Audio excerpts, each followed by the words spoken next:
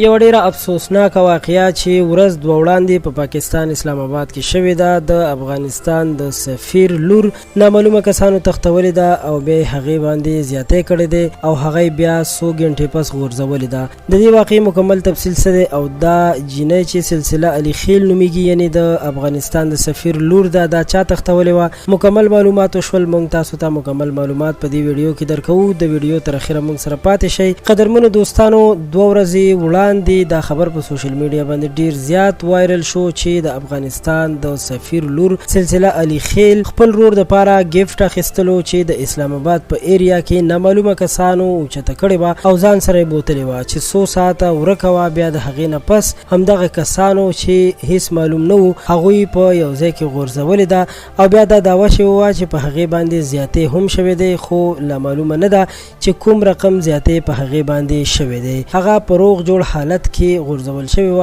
او بیا خپل کور ته رسیدلی چې په دې باندې د افغانستان صدر اشرف غنی هم اکشن اخیستی دی او ټویټ یې کړی دی. ویلي دي چې په پاکستان کې د افغانستان سفیر او ورسره سینیر ډیپلوماټان ټول به زر تر زره افغانستان ته راوغواړي او داسې ښکاري چې په پاکستان کې خپل سفارتي فعالیتونه ودروي او نور خپل سفیران د پاکستان نه وباسي. په دې باره کې لا تر اوسه نور خبر واضح نه دی چې دا کار چا کړی دی او ولې کړی دی خو د پاکستان چارواکو او مشرانو دا دعوه هم کړې ده چې دا د پاکستان د خلکو یا د پاکستان د اوسیدونکو کار نه دی. په دې کې د بهر ملکونو ایجنسۍ ملوث دي او هغوی غواړي چې د پاکستان او افغانستان دوستي خراب کړي. قدرمنو دوستانو، دا یو تازه او دردونکې خبر چې تر تاسو مو در ورسوو ځکه چې کله هم په داسې تورسرې باندې ظلم شوی دی نو موږ اواز اوچت کړی دی او دا یو ډیر غلط او ناروا کار دی چې هر چا داسې کار کړی د افغانستان د سفیر لور یې اوچته کړې ده او هغې سره زیاتی کړی دی نو ډیر بد کار یې کړی دی.